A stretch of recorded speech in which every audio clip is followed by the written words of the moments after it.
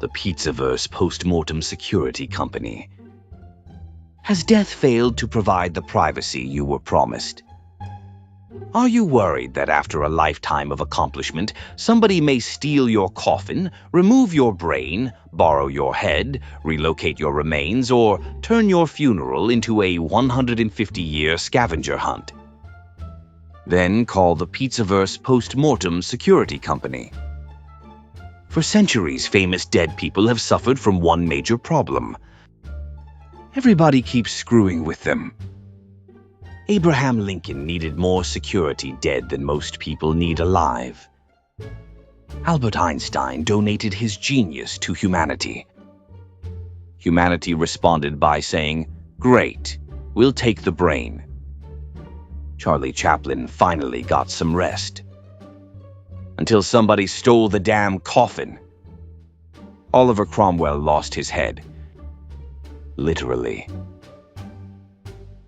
And Eva Peron's body traveled more than half the people watching this documentary.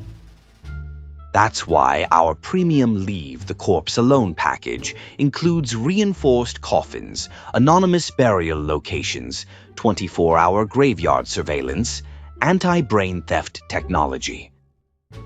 And one extremely irritated Italian guy standing near the mausoleum saying, "Hey, where the hell you going with that?" The Pizzaverse postmortem security company.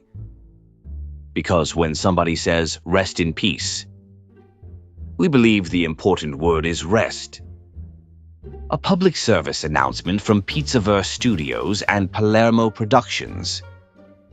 And now, a documentary about the famous dead people history absolutely refused to leave the hell alone.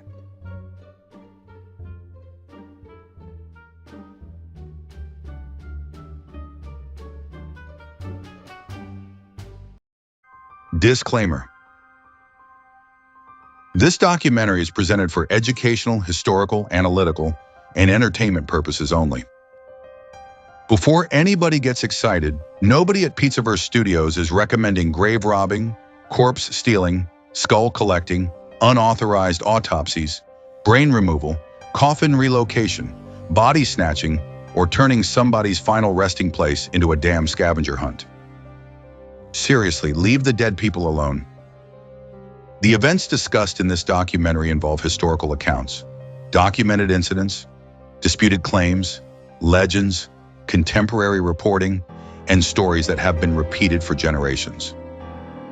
Where historians disagree, we're discussing the controversy, not pretending we personally crawled into the cemetery with a flashlight and solved the case. Some details surrounding famous remains have been exaggerated, challenged, misreported, or flat out mangled over time because apparently regular history wasn't weird enough.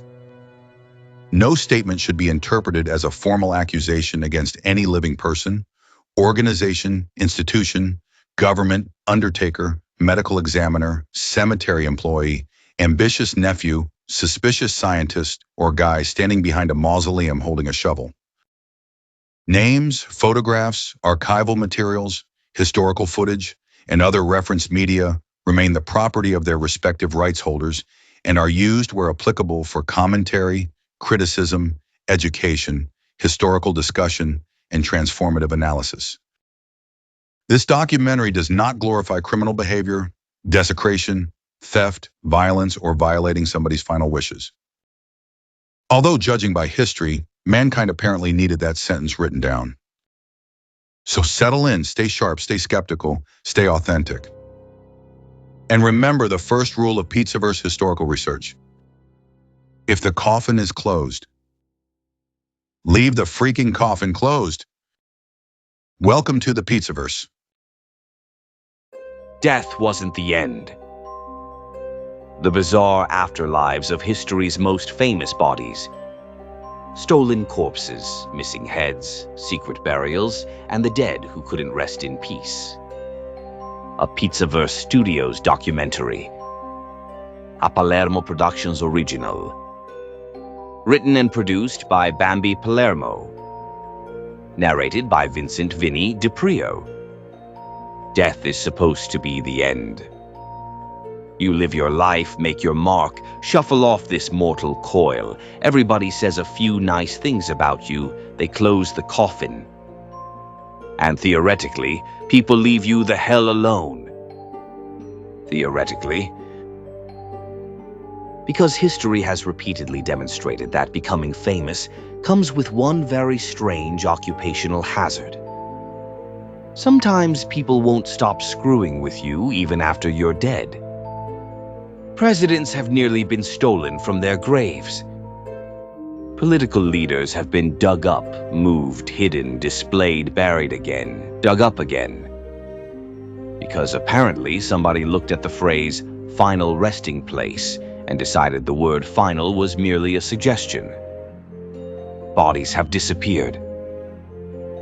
Heads have gone missing. Remains have become political trophies. Graves have been robbed.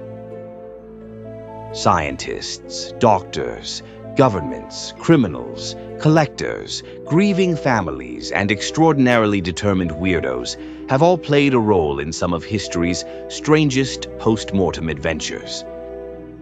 And some famous people traveled more after death than most of us manage with a functioning passport. Abraham Lincoln couldn't simply rest. Oliver Cromwell's troubles continued long after his execution. And across centuries, the remains of rulers, entertainers, dictators, scientists, and cultural icons became wrapped up in legends, thefts, investigations, political battles, and mysteries that sometimes lasted generations. Which raises a slightly disturbing question. What exactly happens when somebody becomes so famous that even death can't get them off the guest list?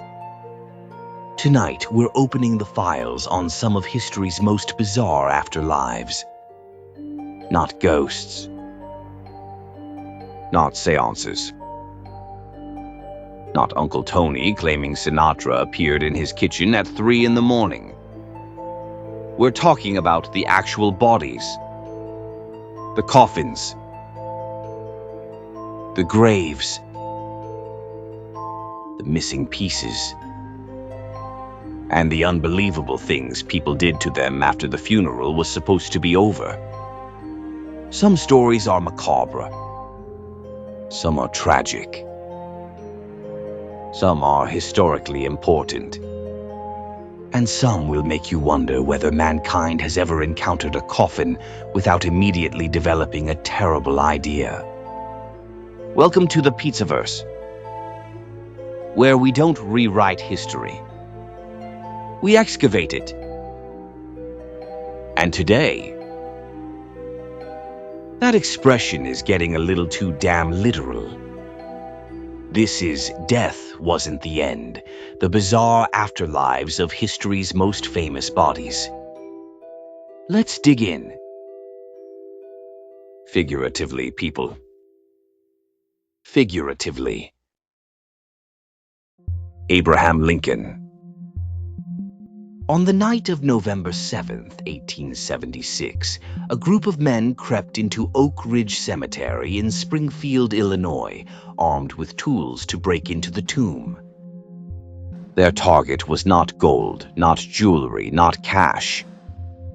Their target was the body of Abraham Lincoln, the 16th President of the United States, who had been dead for 11 years.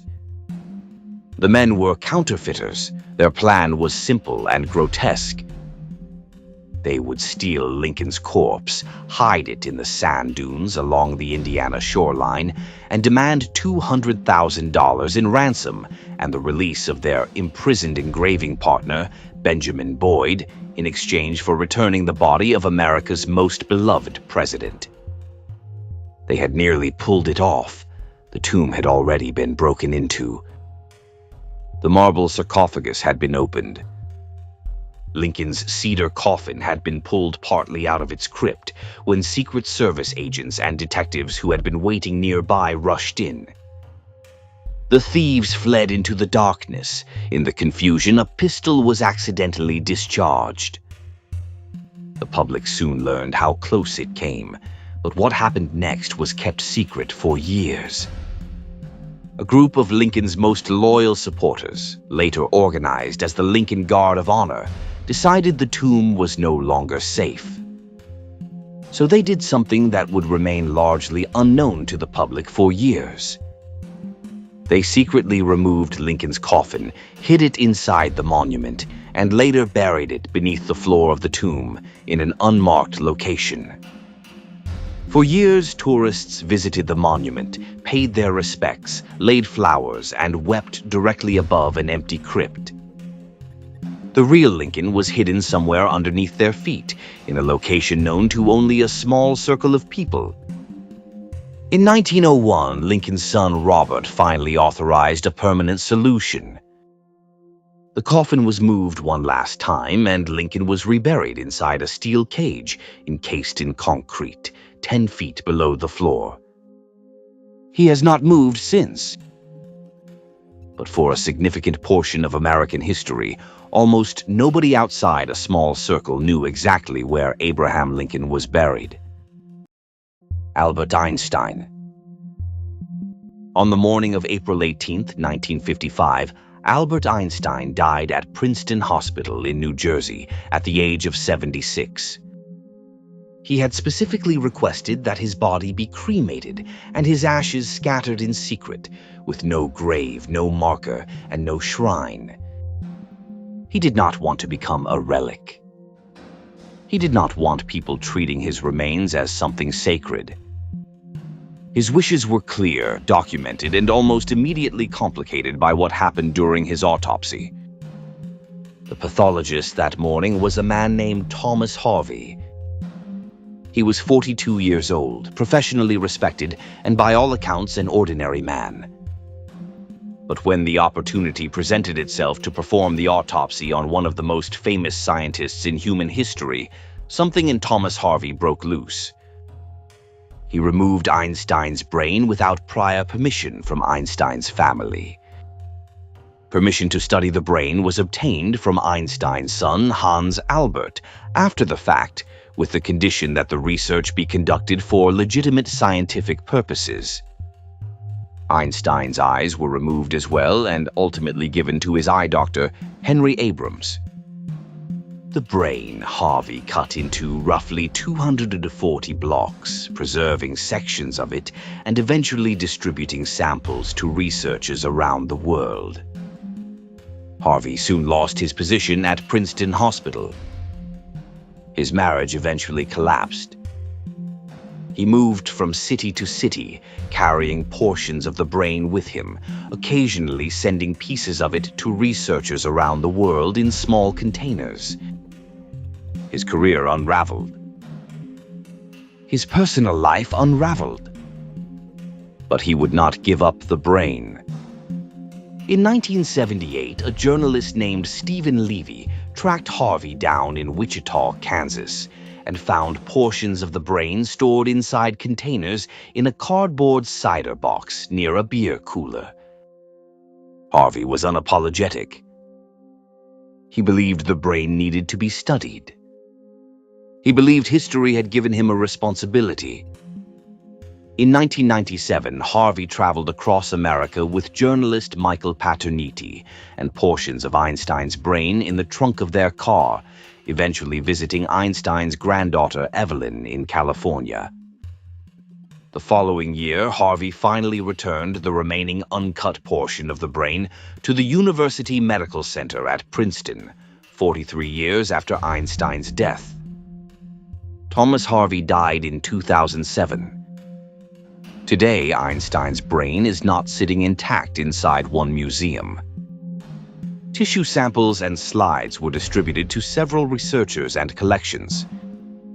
The Mutter Museum in Philadelphia holds some slides, while the National Museum of Health and Medicine in Maryland holds Harvey's photographs, documentation, and a collection of histological slides. Einstein's eyes were reportedly kept by Henry Abrams in a safe deposit box in New York, although their present whereabouts have never been independently confirmed. Charlie Chaplin. On December 25, 1977, Charlie Chaplin died peacefully in his sleep at his home in Corsia-sur-Vevey, Switzerland. He was 88 years old, one of the most recognizable human beings who had ever lived, and he was buried quietly in a small local cemetery shortly afterward. The world mourned. And then, a little more than 2 months after his burial, 2 men arrived at the cemetery in the middle of the night with shovels. Roman Wardas, a 24-year-old Polish mechanic, and Gancho Ganev, a 38-year-old Bulgarian mechanic, dug up Chaplin's coffin and drove it to a cornfield near the village of Noville, roughly a mile from Chaplin's home, where they reburied it and covered the site. Their plan was to phone Chaplin's widow, Una, and demand roughly 600,000 Swiss francs for the return of her husband's body. Una Chaplin received the call. Her response was immediate and completely in keeping with the man she had been married to for 34 years.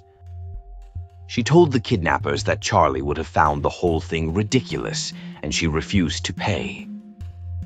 She then called the police. Swiss authorities tapped the phones of Chaplin's family and monitored hundreds of public telephone booths in the region. Wardas and Ganev kept calling, kept threatening, kept negotiating. The police traced the calls. On May 17, 1978, both men were arrested. Wardas was sentenced to 4.5 years in prison. Ganev received an 18-month suspended sentence. Charlie Chaplin's coffin was recovered from the cornfield, still intact. He was reburied in the same cemetery, this time protected by concrete to prevent any further disturbance. Una had publicly dismissed the ransom demand as ridiculous. The 2 men later apologized, and Chaplin's son, Eugene, recalled that his mother forgave them. Which, frankly, is probably more mercy than most people would extend to the guys who dug up their husband.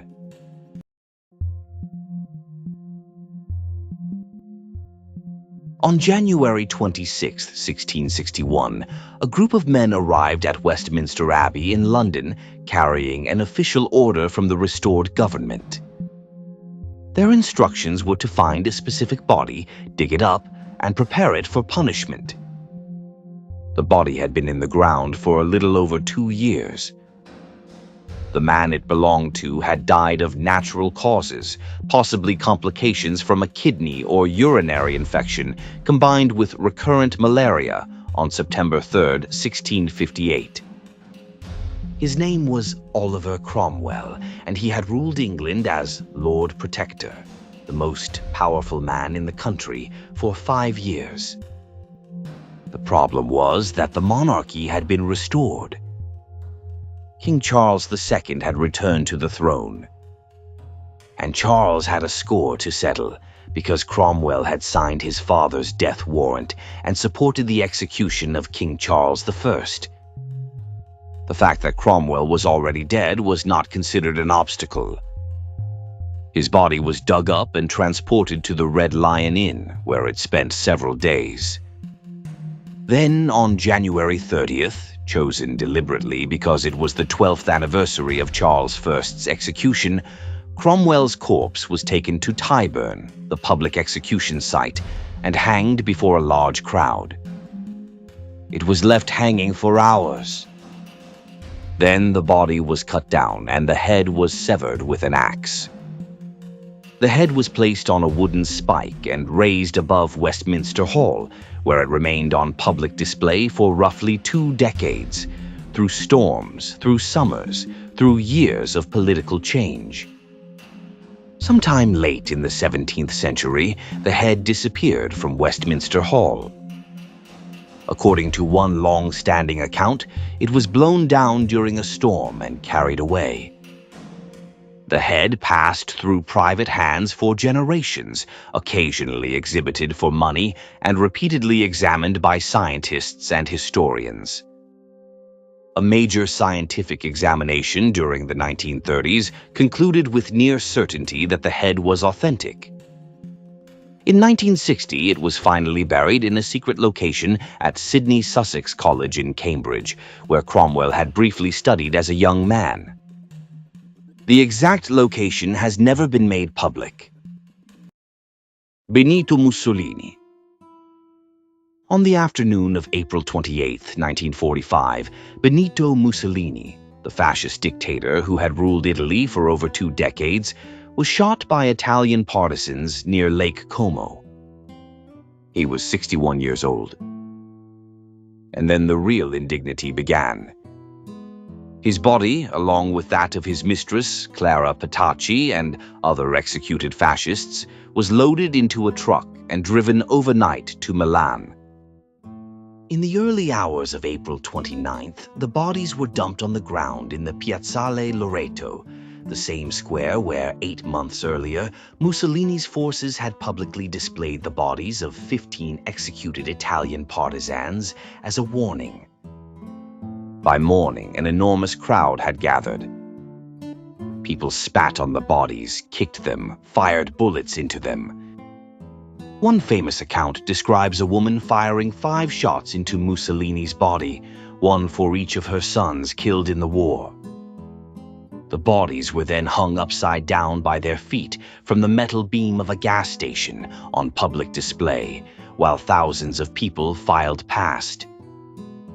Mussolini was eventually buried in an unmarked grave in the Musocco Cemetery in Milan.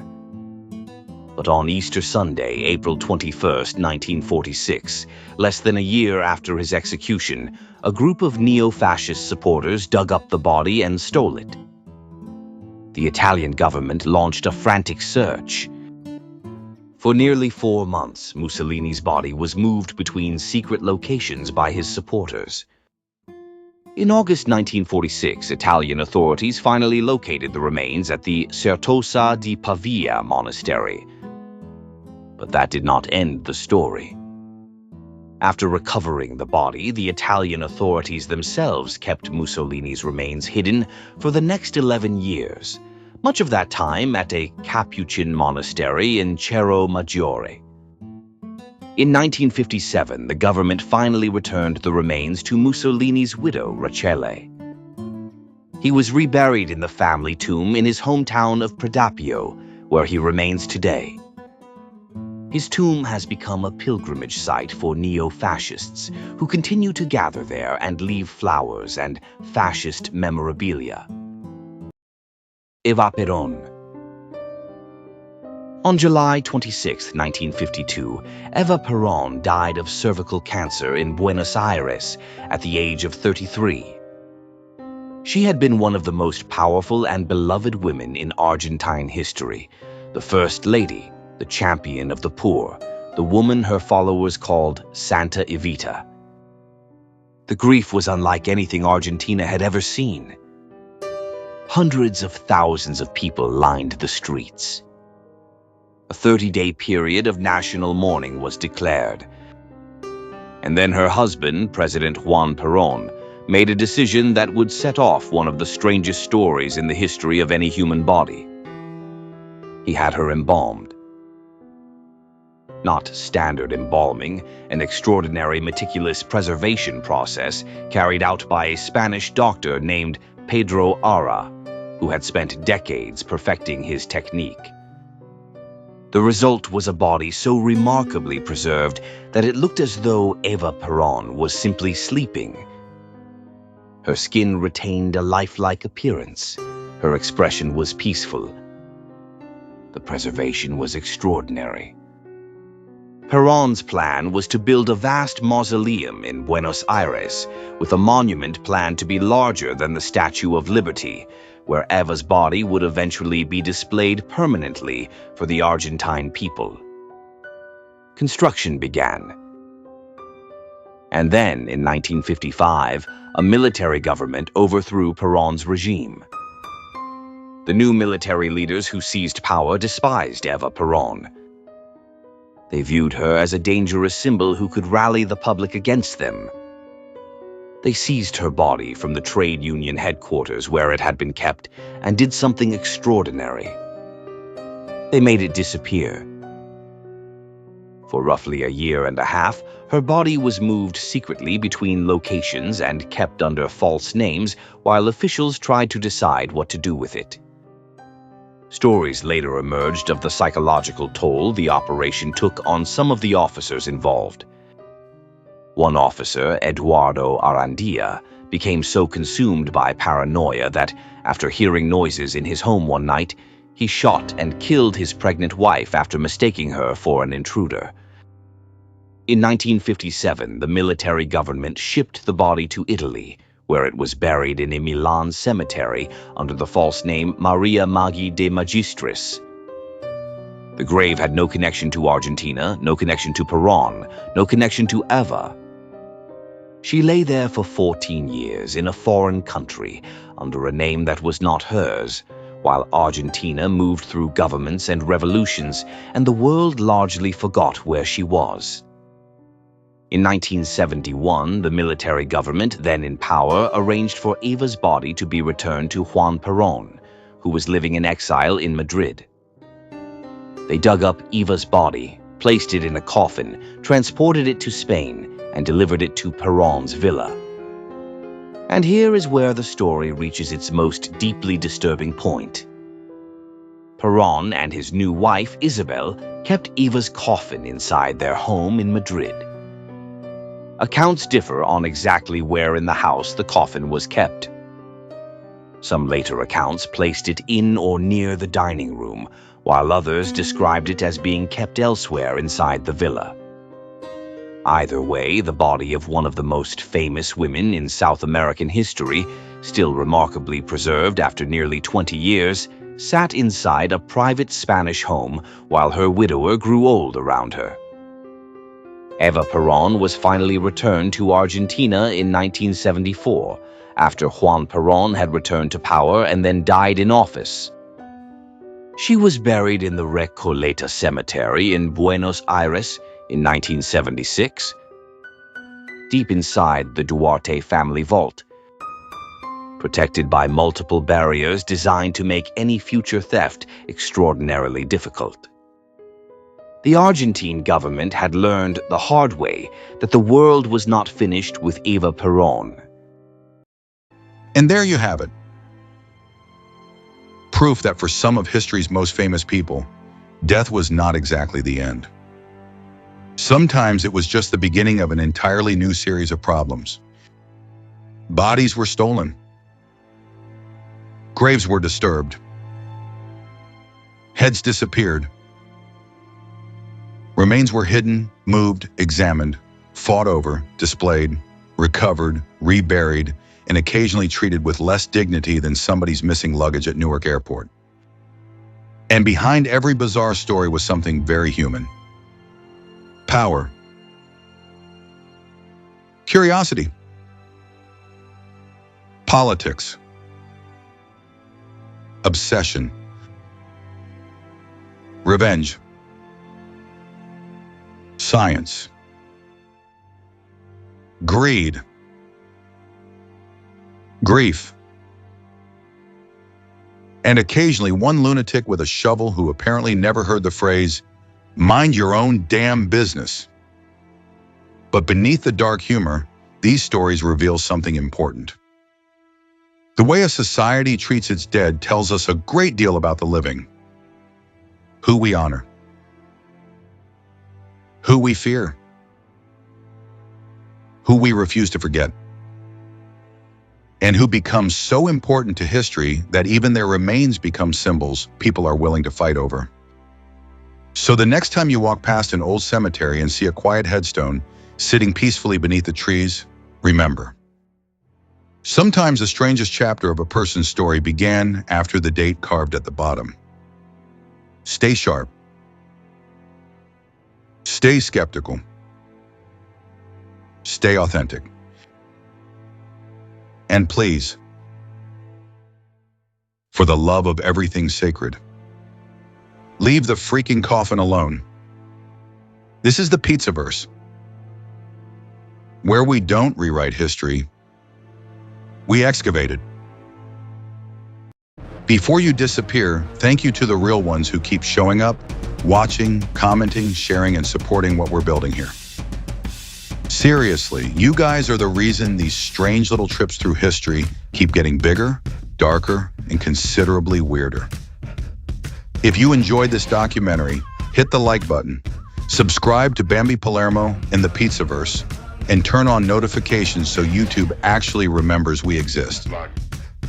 Around here, we do deep dives into hidden history, organized crime, psychology, old Hollywood, dark fairy tales, strange legends, and the stories powerful people would prefer you never examine too closely.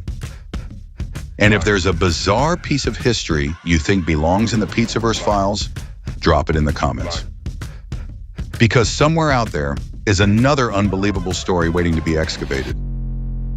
Thank you to the real ones. We appreciate every damn one of you.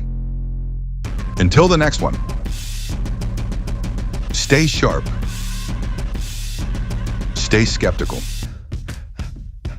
stay authentic. And from Pizzaverse Studios and Palermo Productions, we'll see you at the next one.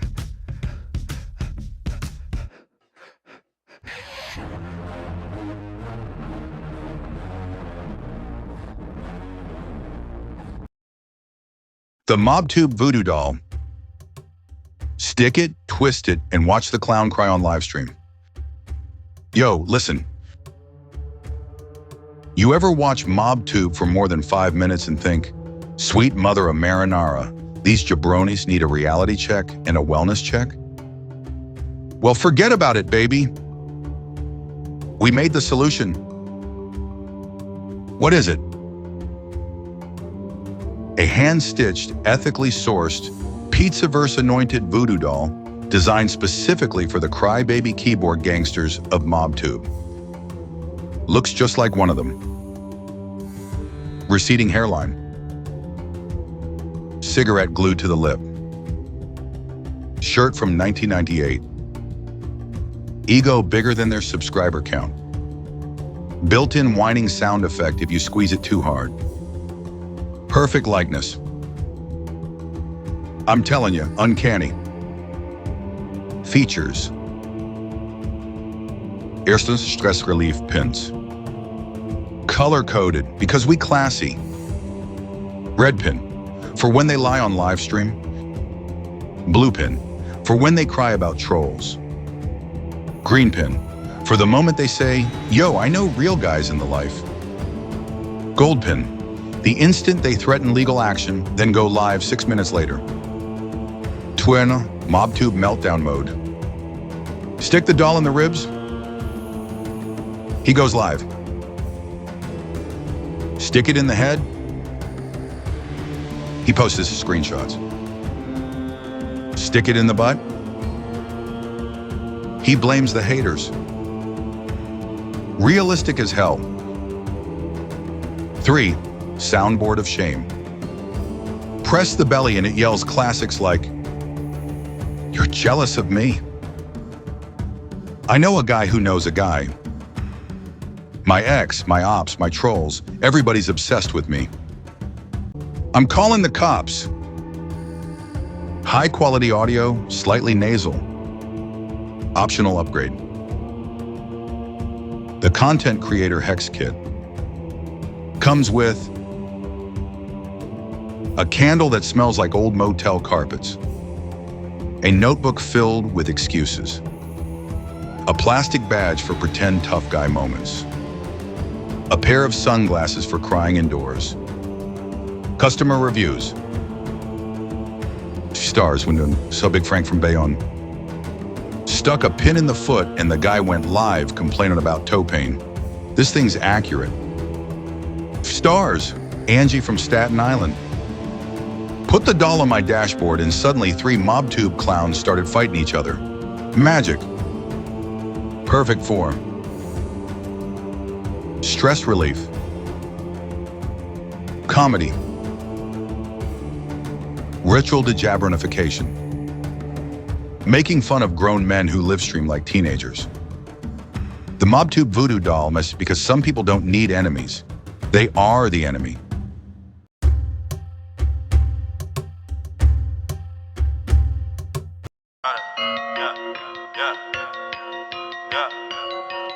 Yeah, I done did a lot of things in my day, I admit it, I don't take back what I say. If I said it, then I meant it. All my life I won a Grammy, but I probably never get it. I ain't never had no trophy or no motherfucking ribbon. Fuck the system, I'm that nigga, bend the law, cut the rules. I'm about to risk it all, I ain't got too much to lose. Y'all been eating long enough, it's my turn to cut the food. Pass the plate, with my drink, this my day. Lucky you, fuck you too, woo! Y'all gotta move, y'all gotta move.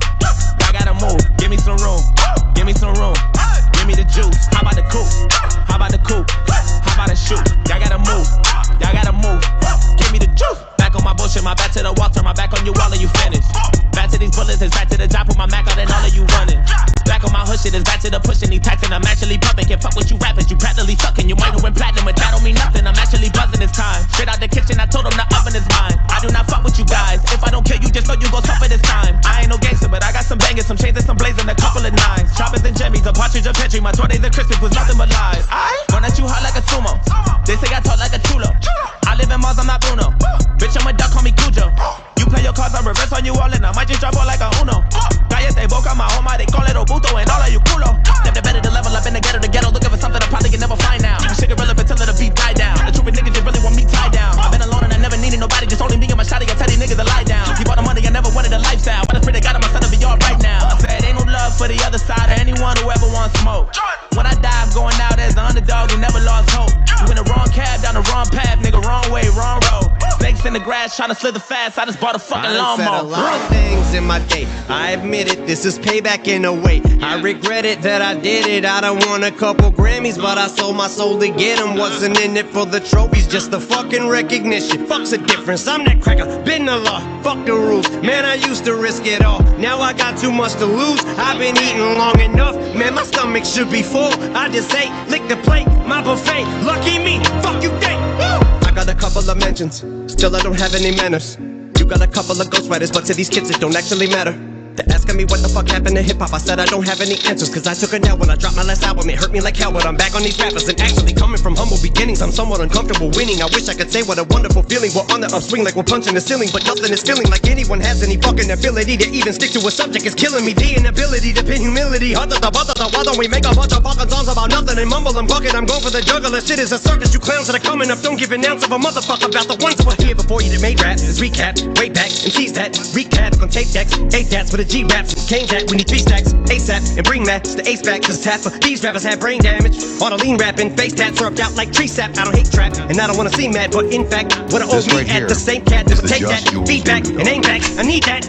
But I'm it's inevitable. They don't go button to press it, whatever the pull to give me the snap though. And if I'm paying attention, I'm probably making it bigger, but you been taking me dicks on a fucking back, oh. On the freaking minute, got me thinking of finishing everything with a seed, a minute and a reaping the benefits. I'm asleep at the wheel again as I'm thinking and thinking about an evil intent of another beat. I'm a killigan. Cause even if I got it in a beating a pill again, even ketamine and methamphetamine with a mini tin, it better be at least 70 and 300 milligram. And I might as well, cause I'ma end up being a villain again. Never see the shit I got an elevator. You can never say to me I'm not a fucking record breaker. I sound like a broken record every time I break a record. Nobody can ever take away the legacy I made. I never cater. Motherfucker never got a right to be this way. I got spikes inside my DNA, but I roll till the wheels fall off. I'm working tirelessly. Hey, it's the moment y'all been waiting for. Hello, like California, wishing rain and pour. And that drought y'all been praying for. My downfall. I'm From the 8 Ghost. Mile to the South Pass to the same marshal, that outlaw that they say is a rider. Might have Official fell off. I'm Sheely back and on that NASCAR pole like the pizza cowboy. place. So y'all gotta move. Yeah, y'all gotta move. Yeah, y'all gotta Official move. snack Give me some room. inspector. Give me some room. Give me the juice. How about the coupe? How about the coupe? How about the shoot? Y'all gotta move. Y'all gotta move. Give me the juice.